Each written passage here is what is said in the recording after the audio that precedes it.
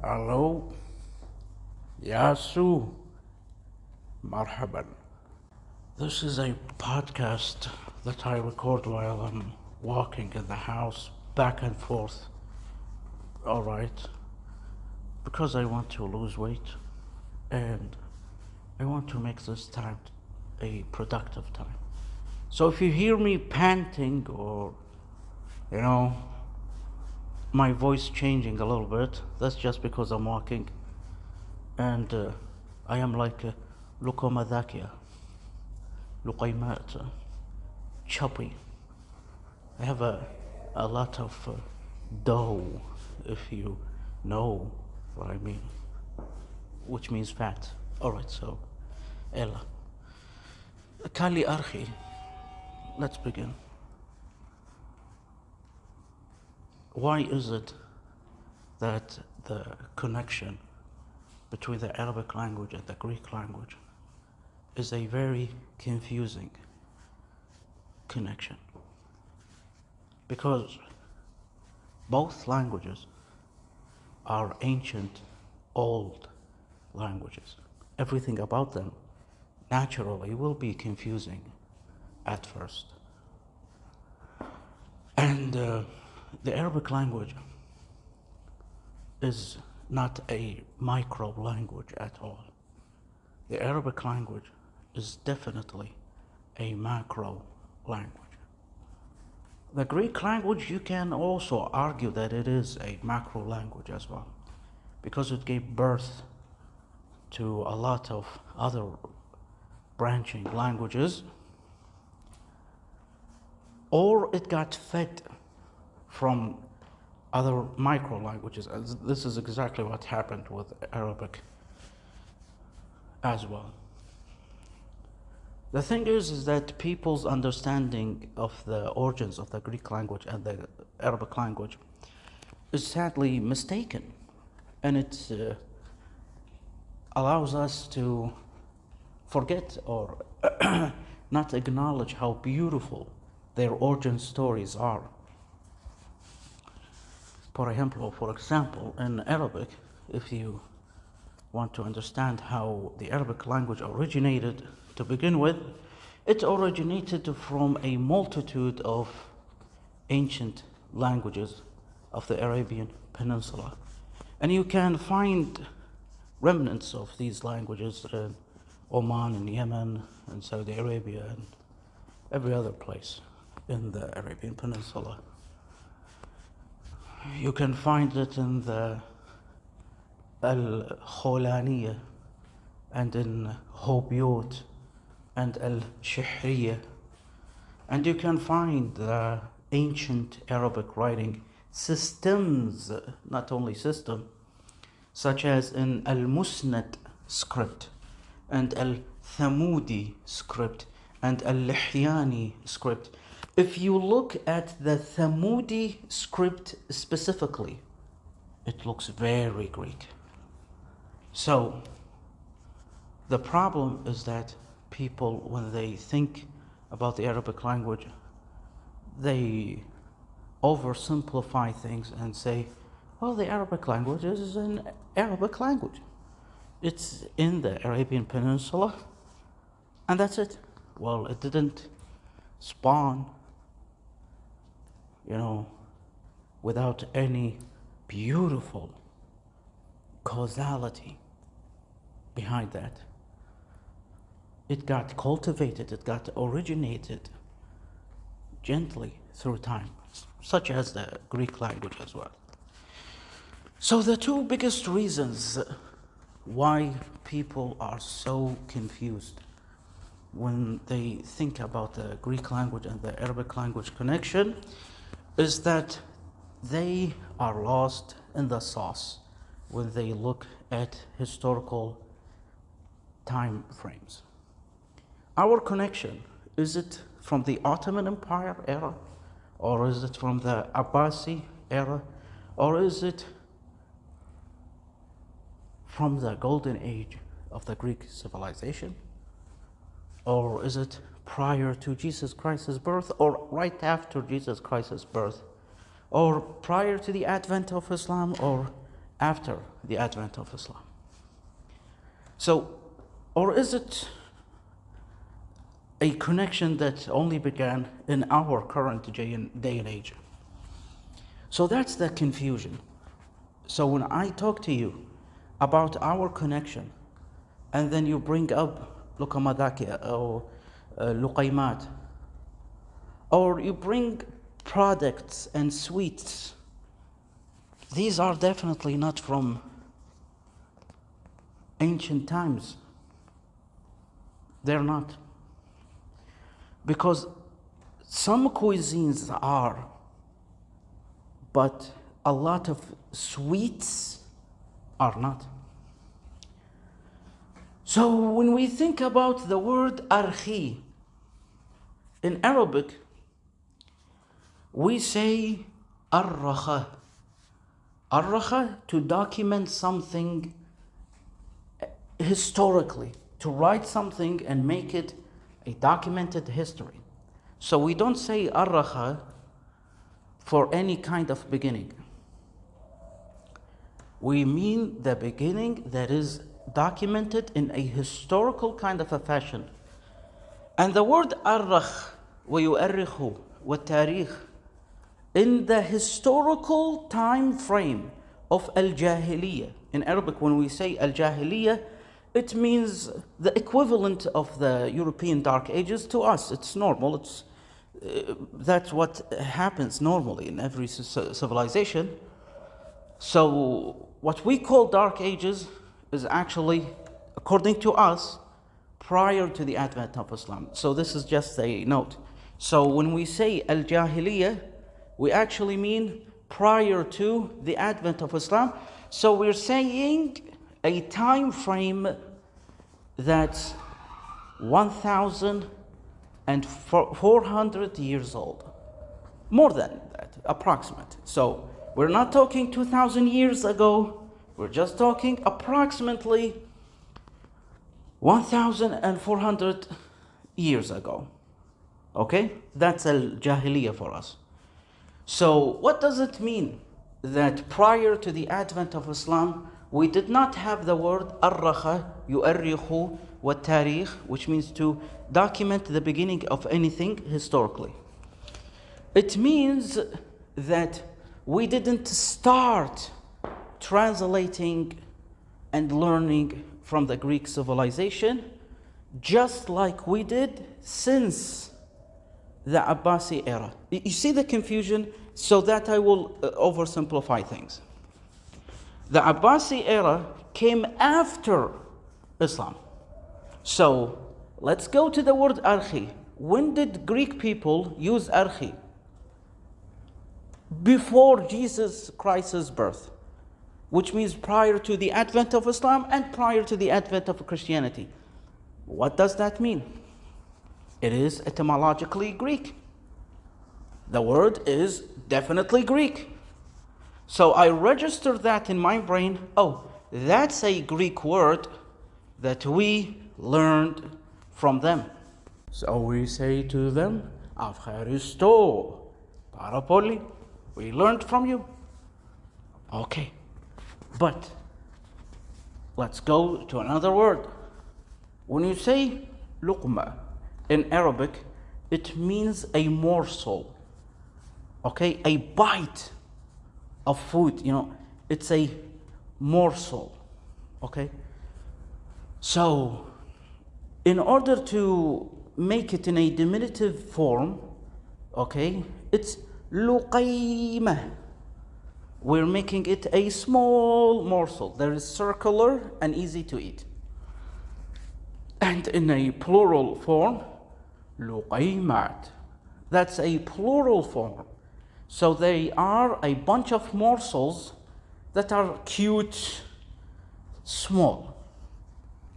So when it got to Iliniki glossa, it took the shape of luqamadakia. So, when did the word luqma was used in al-Jahili era, prior to the advent of Islam. So, okay, this is from Old Arabic. And then it took these variations into luqaymat, and then straight to ilada. So, I understand the connections, and I register, okay, yeah, this word is between us, arhi. Yes, that word is between us, luqaymat, luqamadhakia. Okay, let's go to the time frames. Then I understand where did it originate. Okay, so that's etymology. That's the thing that gets people confused, is that the time frames all get jumbled or, shifted back and forth, back and forth, back and forth, and we just don't have a set time frame. And this is why I like writing on a sheet of paper the eras and the historical time frames, the years. All right, this is the year, the first time this word was documented, and this first time that word was documented, etc.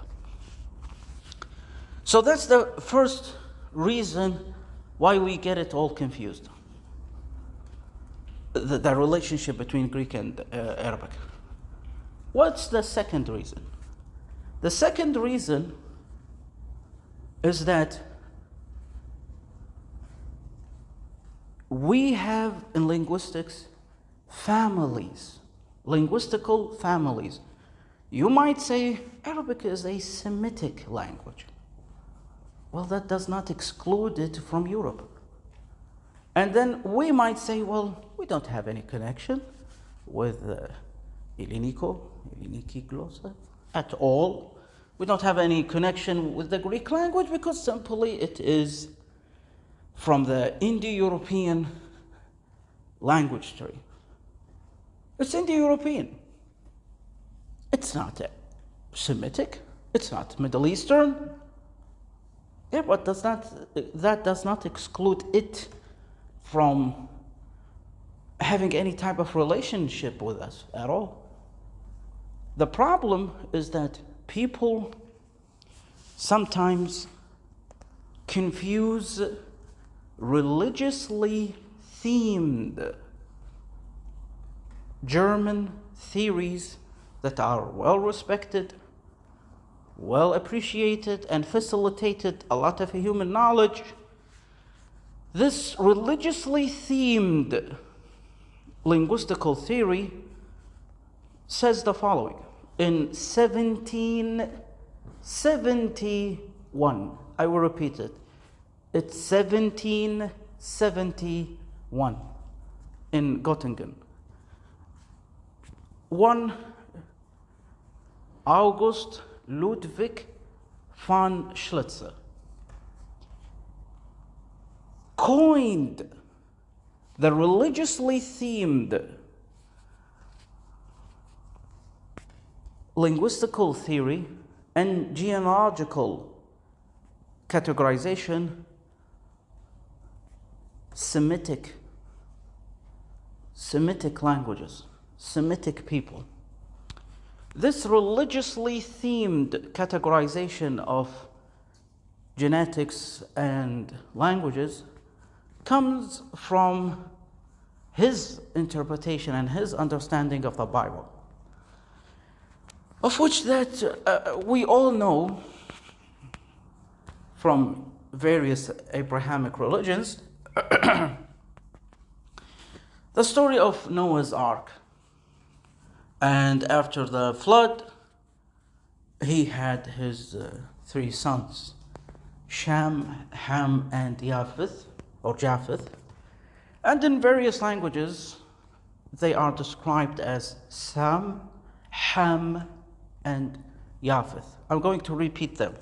In English, Sham.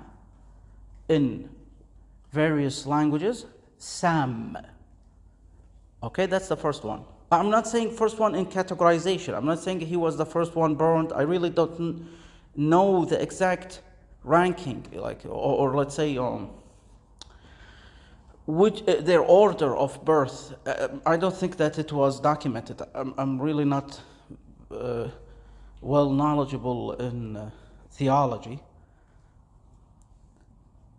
It's just my linguistical side, if you will.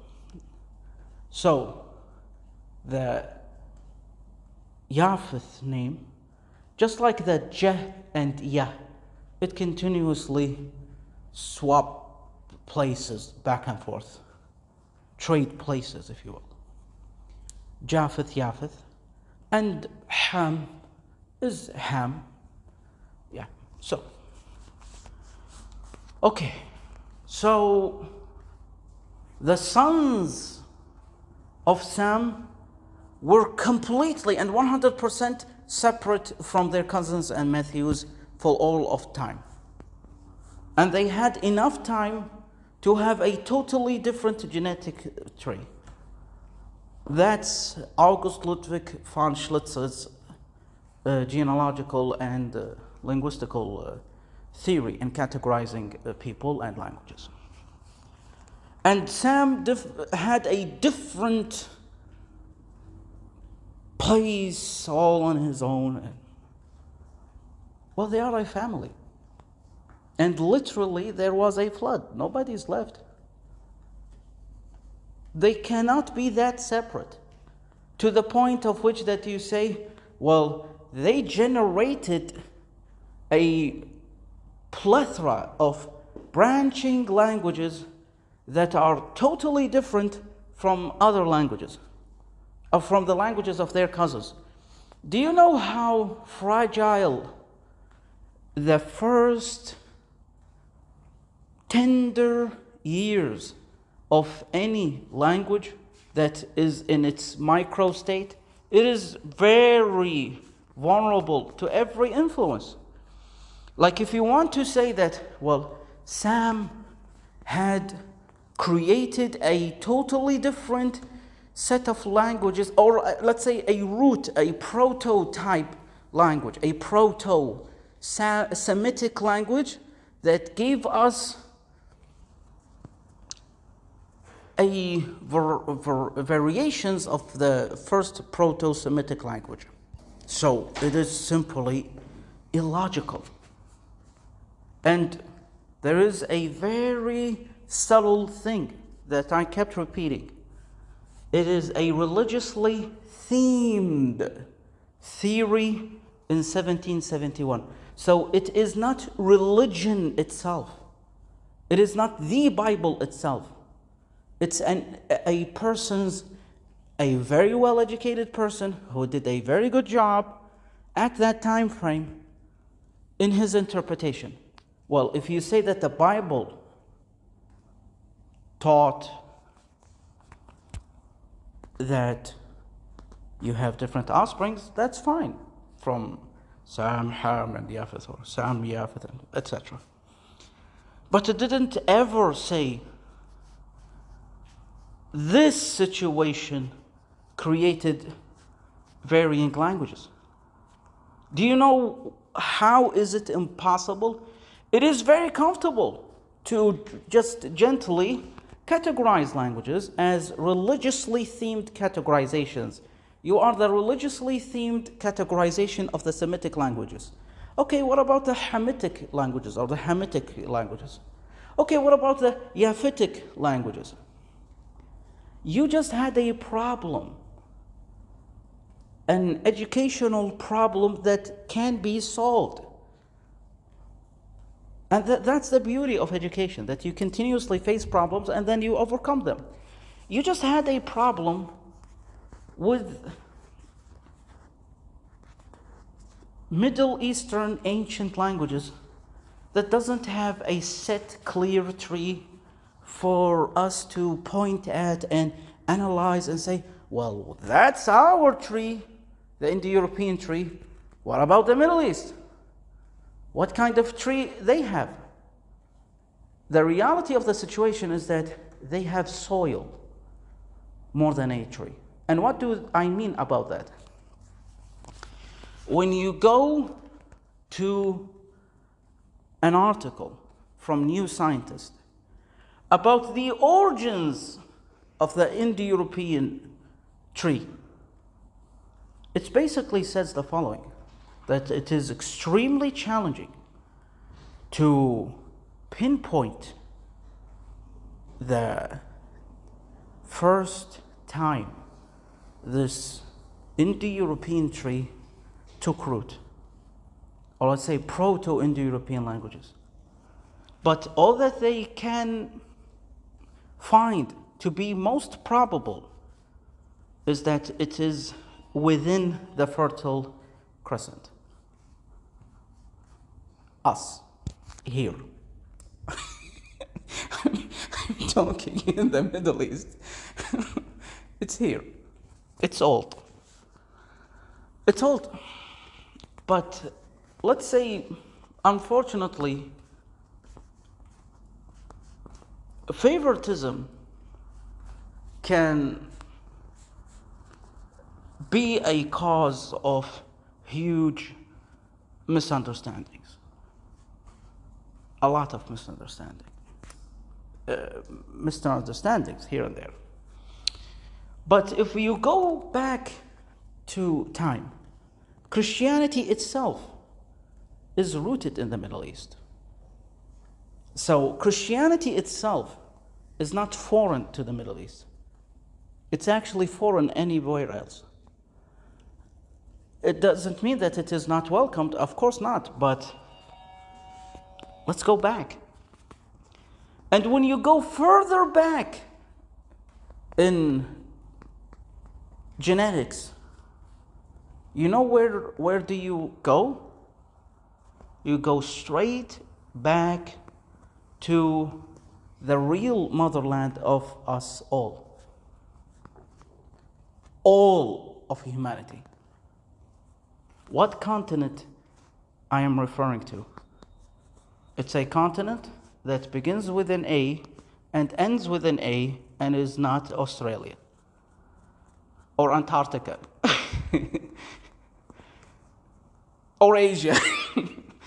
Okay, what's left? Or America, or both of the Americas. Then what's left?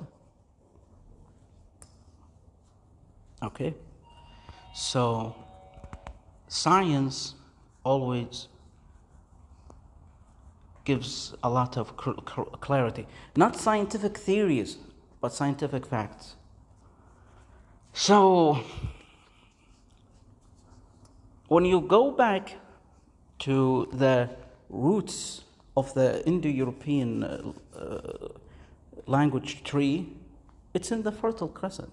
It's undeniable. And let me give you a couple of examples. When you say kuti, what do you mean when you say kuti in Elliniki gloss and the Greek language? What do you mean? You mean a container. You mean a box. You can mean a canister. Still to this day in Kuwait we say to a canister we say guti. Say guti. And we didn't get that in the Jahiliyyah era. We learned that after we had a lot of translations between us. So that's the Greek form, kuti. Okay? And in different dialects, they have kutia, which is the plural form, but they mean it in the singular form. It's messy a little bit. That's natural to happen between languages when they trade words. Okay. But when you go to the Akkadian language, you find a word called kutu, which means an oil container or a container that contains beer. So when you go to the Middle East, the Fertile Crescent, and more specifically to the Mediterranean area of which that Akkadian Empire was in. And the Akkadian Empire was bigger than the span of any modern map. So, kutu is a canister. And without this grammatical situation, because the Akkadian language is just like Arabic, a single word can end with the u sound or ah or e. So for example, when we say in Arabic kitab, which means book, we say kitaba, kitabi, kitabu. It's fine. And its basic form would be kitab, and that's it. So let me repeat that, and I will make sure that everybody understands. In the Arabic language, the ending of the word depends on the grammatical situation it is in. So the grammatical situation of the word, let's say kitab, which means book, in different grammatical situations, its ending will differ. Either it goes up or down or straight ahead, or it does nothing at all. So let's give you the 4 examples. With it going up, it's going to be kitaba. With it going down, kitabi. With it going straight, kitabu. With it staying still, kitab. So when we go to kutu, you hear it kutu. You say kutu is far from kuti. It does take the kuti shape as well, because it takes the kuti and kutu and kuta and kut, all of that. So you have all of these variations that seem perfectly natural when you compare it to Greek after you got introduced to that grammatical situation. So again, in Arabic, for example, if I'm going to say that this person is Arabic, we say Arabi, B. We end with the E. Just like in the Greek language, you say Araviki. You end with the E sound to make this thing associated to what you're talking about. So, glossa, Araviki glossa, the Arabic tongue, the Arabic language. So, when you go to ancient Greek, you have a dual form. So you have a singular form, you have a dual form, and you have a plural form. In modern Greek, you only have singular and plural, and that's it. And that's normal. Every language, develops and becomes easier. But in ancient Greek, that scholars actually use, still to this day, you have a dual form. And this dual form have a lot of variations. Some of these variations use a ya and na sound, yin. Still to this day, Arabic has a dual form. And in our dual form, we have a ya and na sound, such as kitabain, means 2 books. Okay. So let's go to dialects. In a lot of dialects in Saudi Arabia, when they associate an object to a female, they say tis. You might be very surprised. You will never get this from any classical Arabic, lesson. You have to know the dialect. In the region of Saudi Arabia that has a lot of Thamudi history, and you got to check Thamudi handwriting and Greek handwriting. So it's not just the connection between Phoenician and Syriac and Aramaic and Akkadian. It is also with Arabic as well. So in the Thamudi script, when you see an X symbol, it reads as kha. exactly how you would write Afkharisto. So it's a kh sound. You would see symbols that are exactly like the Greek language. Even an omega. You would find an omega. You would find an omicron is very common. You know, it's not that surprising. But you would find letters that are similar in shape and sound.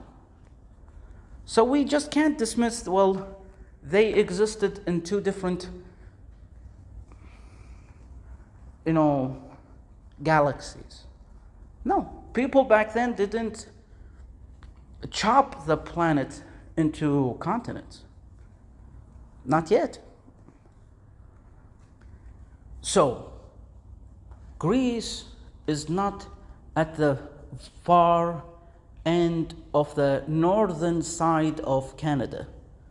And Saudi Arabia is not at the furthest southern point of East Australia. They're just not. So, if you want to think about a land connection, there is a land connection between them. Not directly. So, let's go back to the tis. Tukutitis sares, if you want to say that this canister is of Sarah. So, Sarah possesses this canister. But you're talking third person Sarah. Okay? If you are talking directly to Sarah, in various Saudi dialects, Gutiyits, they say ts. And they end their words with a s sound, which resembles a sigma. And why nobody is thinking about the connection between the apostrophe s and the sigma? Probably because things get more confusing when you have levels and layers of historical time frames and confusing geographical situations. But everything has its origin. Okay, so let's go back to that example. Still to this day in Saudi Arabia, they have the s sound when they want to associate something to a female. Why is it just a female? And why is it has to be a ts sound? Just like in the Greek language, when you write and say the ts, people would just say, well, it is religiously themed as being a Semitic language since 1771 in Germany. So there is not that much of a chance that there is a connection. Why is that? It is. There is a connection. It's confusing, it's challenging, but it's awesome. It is. So when you go back to ancient Greek tribes, they came from the East. They came from the East. Which East is it? You know which East? It's very close to you. It's really not that confusing. So, when you think about the ancient tribes of the Greek nation, the first Greek nation, before what happened, historically with historical events, that's, that made them gather and have this collective identity of Elada, And historically, Elada wasn't all of Greece. It's naturally and organically grew to be the unifying identity. And that's beautiful. That's normal. And that's what happens with every civilization, by the way. So, multiple Greek tribes, ancient Greek tribes, have different genetic makeup or makeups. The most genetic makeup in that time frame. It doesn't mean anybody is, more Greek than the other. It does not mean that whatsoever. It's just the amount of genetic variations. So yeah, this is to spread awareness for educational purposes for everybody in order to foster inclusivity. So the most amount of genetic haplogroup or haplogroup is J. Which J is it? Is it J1 or is it J2? It's J2. And you can check that. The most amount, and I usually have my chart and my source, but I'm right now just walking, And I can make that a video if I see people interested about that. Okay, let me continue. Seriously, you can double check it about the whole J2 genetic makeup of ancient Greeks. Ancient. Okay. So when you look at that map, the genetic makeup of J2 is prevalent in the Levantine area, or let's say this whole region. Yeah, including Iraq as well. And the J1 is the rest of the Arabian Peninsula. And when I say the rest, because the southern side of Iraq is a part of the Arabian Peninsula. So when you go to the Arabian Peninsula, when you go to Yemen, when you go to Kuwait, Saudi Arabia, you have the majority, the genetic makeup is J1.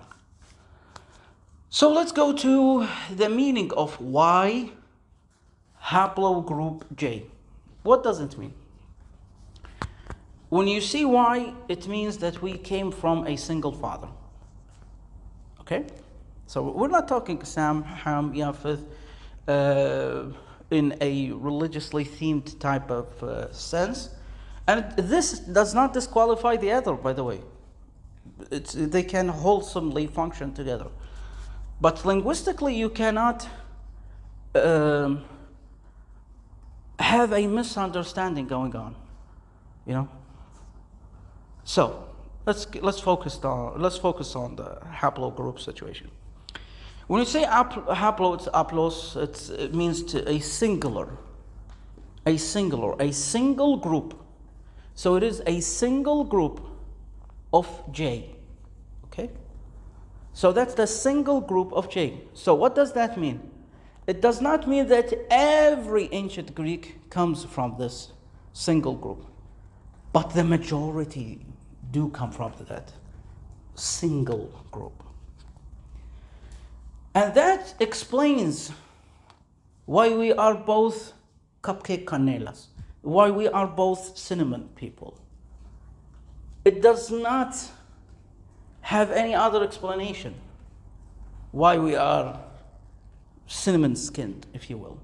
Light cinnamon, dark cinnamon, canelas. It doesn't. It just have a boring, predictable scientific explanation that we have a ancestry that together, that have the same root. So nobody is the other person's father or descendant mother. We are both family from a single father, both of us, Arabs and Greeks. The majority of us both. So, and it does not also mean that you have to be J in order to be Arab as well. No, there is a lot of mixtures everywhere. So this is for educational purposes to cultivate and foster inclusivity. But we're just talking about the majority. Okay, so the majority is J. So when you think about our linguistical situation now, of course, due to geography, the further you go back in time, the more you will see how deeply connected we are. And then when you skip to our century, it's going to be vague. It's not going to be this clear. It's not going to be this clear. But when you go back in time, it keeps getting more clear. So let's finish up with this. What's the two confusing reasons?